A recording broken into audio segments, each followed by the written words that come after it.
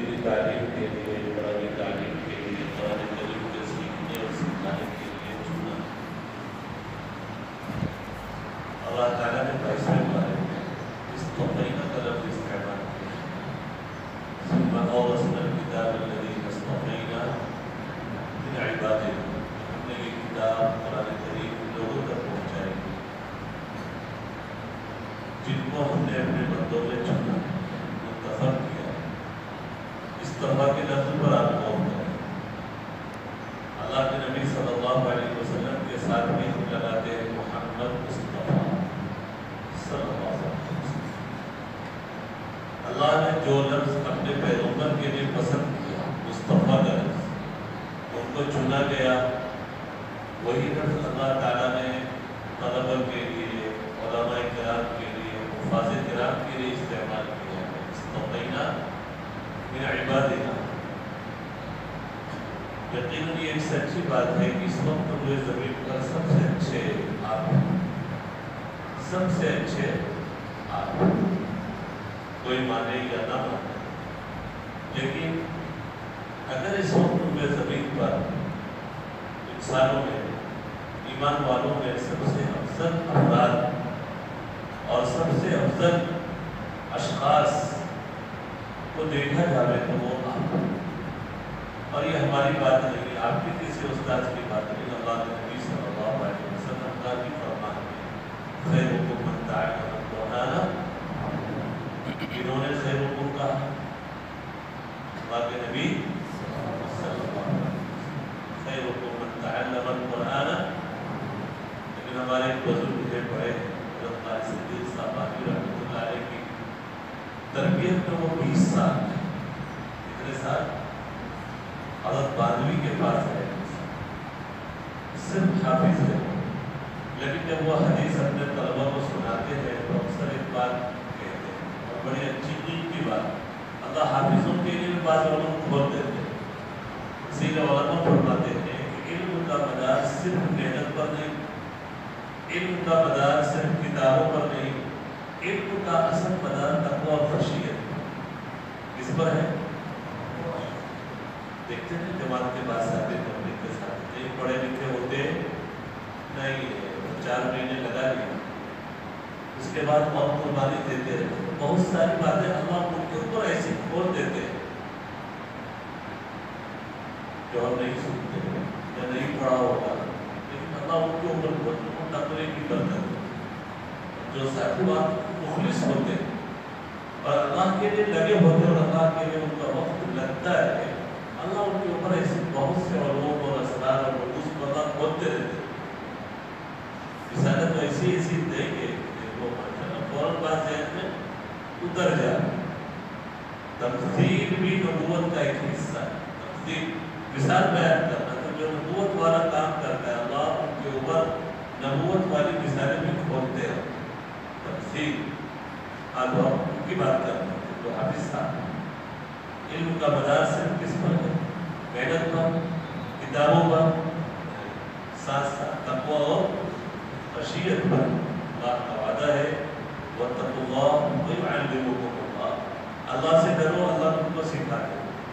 یہ کون وعدہ کر رہے ہیں؟ ہمارا وعدہ ہے، کسی اور کا وعدہ ہے۔ لوگ تو وعدہ کر کے بدل جاتے ہیں، لیکن اللہ کا وعدہ کبھی بدلے گا نہیں۔ إِنَّ اللَّهَ لَا يُخْلِفُ الْمِيعَادَ، اللہ کبھی بھی وعدہ خلاف نہیں کرتا، وعید خلافی کر سکتے ہیں، وعدہ خلافی کرنا شریفوں کا کام نہیں، وعید خلافی اللہ کر سکتے ہیں۔ وعید خلافی اللہ نے وعید سنائی، نماز نہیں پڑھو گے تو جہنم میں جلنا پڑے گا، یہ گناہ کرو گے تو یہ سزا ملے گی، گانا سنو گے تو کان میں شیشہ پگھلا کر ڈالا جائے گا، یہ سب کیا ہے؟ وعید کے خلاف اللہ کر سکتے ہیں۔ وعید کے خلاف کرنا شان کریمی ہے، وعید کے خلاف کرنا شان، استاد نے آپ کو کوئی وعید سنا دی، دیکھو سبق نہیں یاد کیا تو اتنی لمبی معلوم مرغا بنا ہوگا، لیکن پھر بھی نہیں بنایا تھی، استاد کی شرافت، استاد کی شرافت۔ سزا سنا کر بھی سزا نہیں دیا ناظم صاحب نے، دی ہے ناظم صاحب کی شرافت۔ وعید کے خلافی بڑے لوگ کرتے ہیں، لیکن وعدہ خلافی کرنا اچھا کام، کبھی بھی وعدہ خلافی نہیں کرنا۔ ان اللہ لا یخلف الميعاد، تو اللہ نے یہ وعدہ کیا کہ واتقوا اللہ ویعلمکم اللہ، اللہ سے ڈرو، اللہ تم کو سکھائے۔ معلوم ہوا کہ علم وحی کا پتہ، علم اور علم لدنی جس کو بولا جاتا ہے، علم لدنی کا مدار تقوی اور خشیت پر ہے۔ جو آدمی اپنے آپ کو جتنا اللہ سے تعلق جوڑے گا، اللہ سے قرب اختیار کرے گا، اللہ کی خشیت اختیار کرے گا، اللہ اسی قدر اس کو نوازے گا۔ دیکھتے رہتے ہیں اللہ کے نزدیک علم کا مدار فقط محنت پر نہیں، محنت بھی کرنا،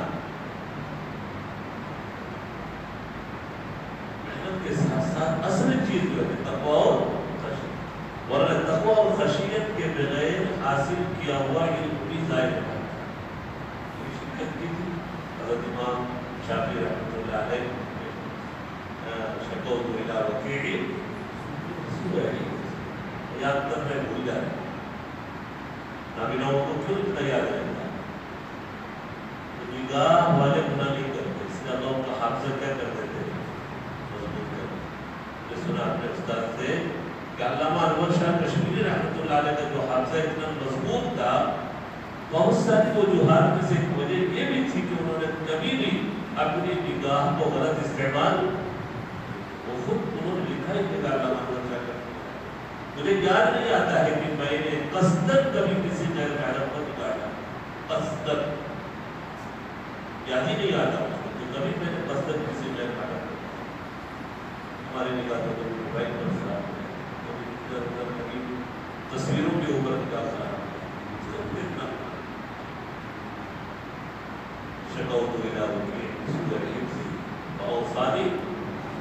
تو تقویٰ نہ ہو تو سیکھا ہوا علم بھی ضائع ہو گیا، سیکھا ہوا علم بھی حضرت بانی نے لکھا میں کہ جب طالب علم زمانہ طالب علم کو گناہ کرتا ہے تو اس کو 3 حسنوں میں سے کوئی حسن، 3 شقاوتوں میں سے کوئی شقاوت ضرور، اگر زمانے طالب علم کو گناہ کرتا ہے یا تو عین جوانی اس کی موت ہو گئی،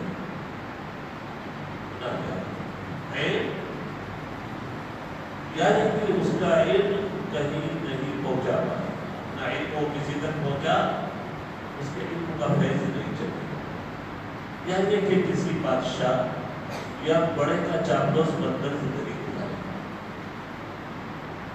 یعنی زمانے طالب علم میں گناہ کرنے کے لیے 3 نقصانات، تینوں میں سے کوئی نہ کوئی ایک ضرور، یا تو عین جوانی میں پڑ جائے، یا اس کے علم سے امت کو فائدہ نہیں ہوگا، یا کسی بڑے کی چاپلوسی میں رہ کر وہ اپنی زندگی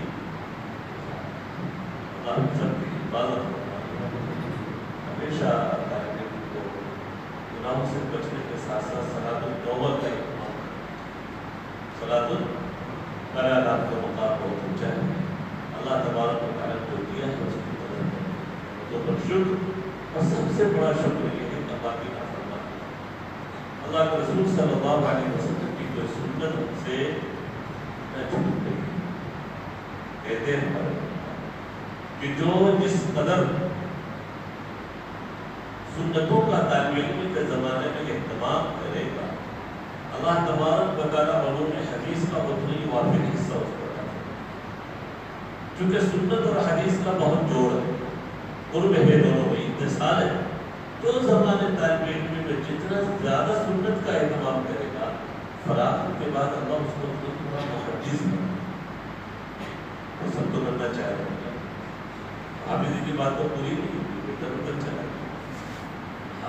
وہ حضرت باقی کی جب یہ حدیث سناتے وہ طالب علم کو خیرکم من تعلم القرآن، تو اکثر وہ کہتے کہ دیکھو اللہ کے نبی صلی اللہ علیہ وسلم نے تعلم کا لفظ فرمایا، قرآن کا لفظ نہیں فرمایا، یہ نہیں فرمایا خیرکم من قرأ القرآن وأقرأ، خیرکم قرأ، قرأ کے معنی پڑھنا، اصلی معنی کیا قرأ،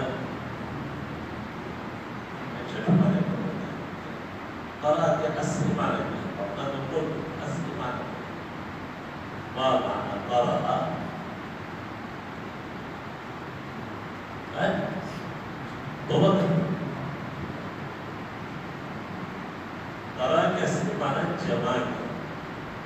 کیا مانا ہے؟ عرب کہتے ہیں فرقت الماء فی الحوض، میں نے حوض میں پانی جمع کیا، یا تو بور میں جمع کیا. فرقت الماء مراد کے مانا اصل معنی پڑھنا نہیں، پڑھنے کو بھی قرات اسی لیے بولتے کہ پڑھنے میں حروف کلمات سب جمع ہوتا ہے. ویسے لکھے ہوئے تو سب الگ ہے، پڑھنے میں حروف وہ نہیں پڑھا قروء، ایسے اصول شاشی والے قروء جو صرف قرار سے جمع ہوتا ہے، خود جمع ہوتا ہے اور کچے دانے میں جمع ہوتا ہے. بھول گئے آج ہی اصول شاشی کا ایک کام ہے.